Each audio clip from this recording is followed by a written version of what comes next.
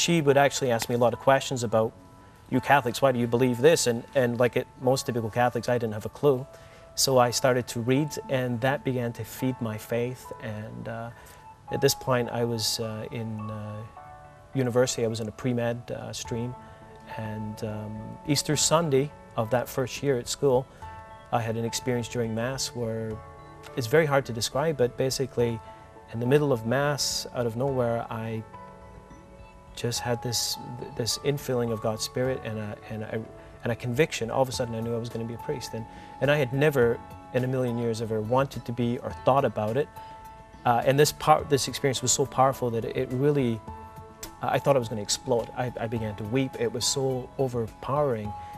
And I left church that day, and I did a Jonah. I ran. I took the experience, I tried to bury it, and I tried to run the other way. And I started to make deals with God about going into full-time ministry as a married man. As long as I could take my wife with me, I came up with all of these schemes and proposed them to God. But for some reason, He pursued me in this particular direction. And the priest every day must allow Christ to conquer his heart, his very life. And that's the part of it. It's a daily struggle. Any believer in Christ knows that we've got to daily surrender to Him and allow Him to reconquer our hearts and our minds. Jesus says, if you want to be my disciple, take up your cross every day and follow me. The question is not, oh, where is there not a cross? The question is, which cross is the Lord calling you to take? Anyone who's married knows that there's a cross to being married.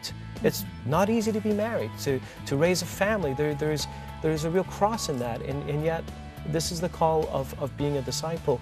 And we know that the cross is a cross only because it leads to resurrection.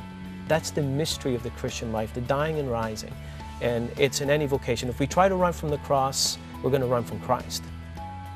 But it's only through the cross that we have life as well.